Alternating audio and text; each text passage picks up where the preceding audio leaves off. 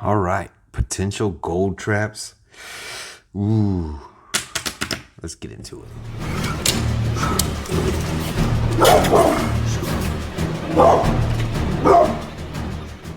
All right. So yeah, potential gold traps. What are they? How do you avoid them? That's what this video is going to be about today, guys. Yeah, there are ways to buy gold. There's ways to not buy gold, and I just want to help you guys out. That's all I want to do. I know a lot of people are doing their 2021 stacking strategies, and I'm all good with that. I love them. I enjoy the heck out of watching those videos, and it really gives me some drive and some motivation to make one of my own. But I just want you guys to be aware of some pitfalls, right? And and you might say, well, what are you talking about pitfalls? It's gold. I mean, how am I going to fall into a pitfall of buying gold? Well, it's possible, man. It really is. And a lot of people in our community are very, very trustworthy. So just take, for instance, my father. He gets brochures and calls all the time from these people, just these, I call them leeches. They just want to sell him this overpriced garbage and charge all kinds of prices on this stuff, and it's just unreal. And you guys need to be cognizant of that. It's not really the way that you want to do it. Now, sure, there are websites out there that are extremely overpriced, and I'm not going to name them, but just be careful of buying from those websites. Just because a slab does not mean it's worth more. So just keep that in mind. Now, number one, let's get into this. All right, stay away from untrusted vendors.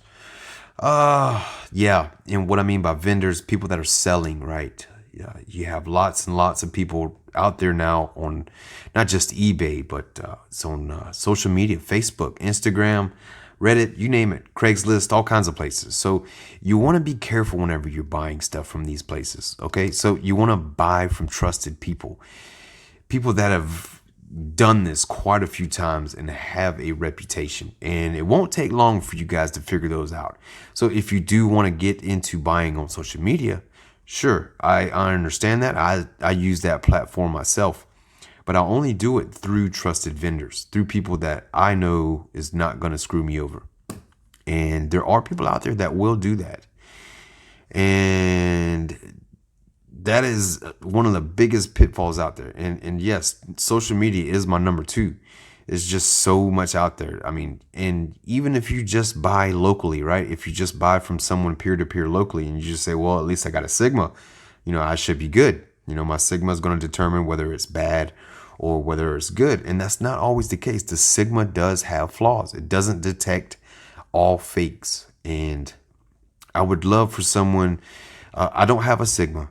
I would love for someone with a Sigma to see if they can make a video doing just that, because I want to say a lot of your gold Libertads from 2018,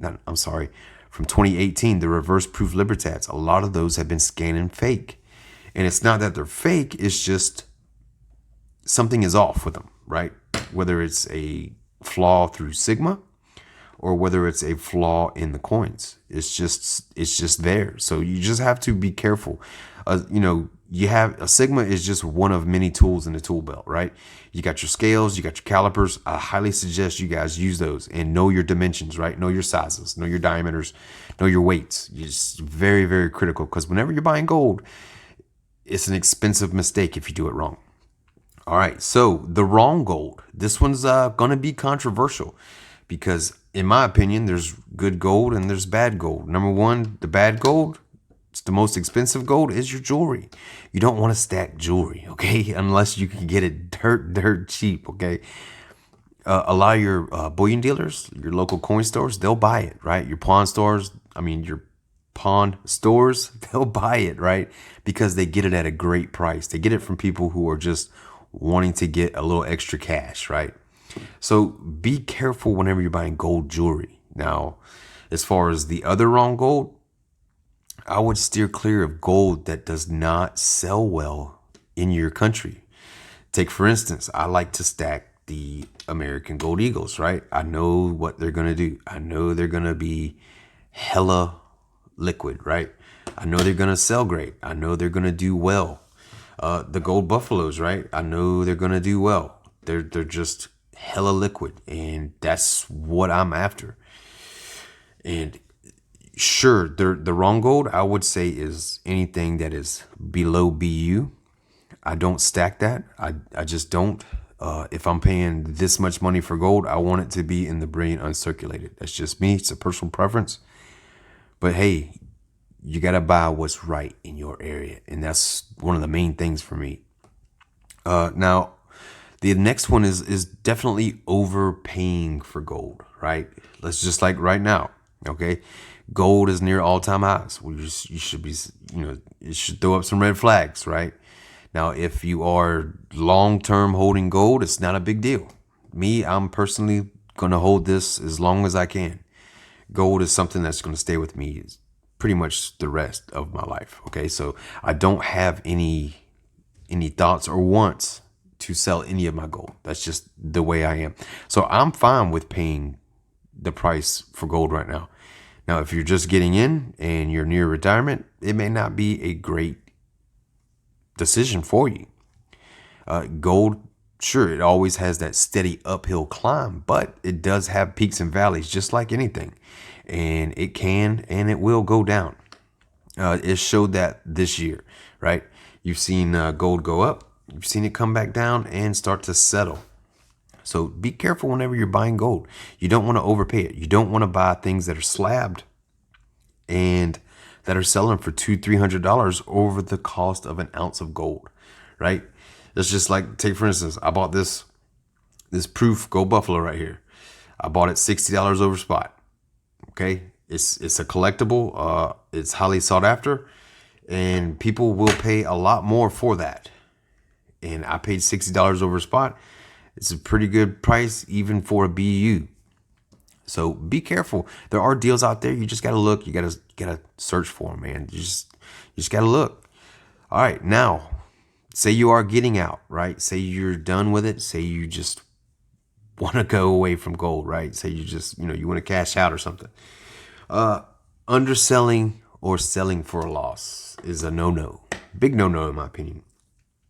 You want to at least get out what you got in, right? And the main thing is to buy stuff that is not only liquid as hell, that you know you're going to get a good resale price for, but you want to make sure that whenever you are selling, you want to track it, right? You want to track what you bought in for. And things like these, right? The 10th ounce gold eagles, they're, a lot of people, that's their entry point. That's how they get into gold, is they buy the 10th ounce, the 1/20th ounce, things like that. The dos pesos, they get into those. And they just work, right? A lot of people can afford it that way. Now your grams, man, you're really pushing it on your grams because the premiums on them are just so high. It's going to take you so long to get those premiums back down, right? Gold has to do a lot to get those premiums back down. So you want to be careful whenever you're making your purchases of gold, because at the end of the day, it's just to help hold your wealth, right? That's what it's for. You're not supposed to make a ton of money investing in gold, because it's really not an investment. It doesn't pay any dividends. It's just to retain your wealth that you do have. And you just don't want to sell for a loss, okay? Trading is one thing, but you just don't want to sell for a loss. Well, that's going to do it for today. I hope you guys liked the video. Leave a comment down in the description if I left anything out or anything that you suggest.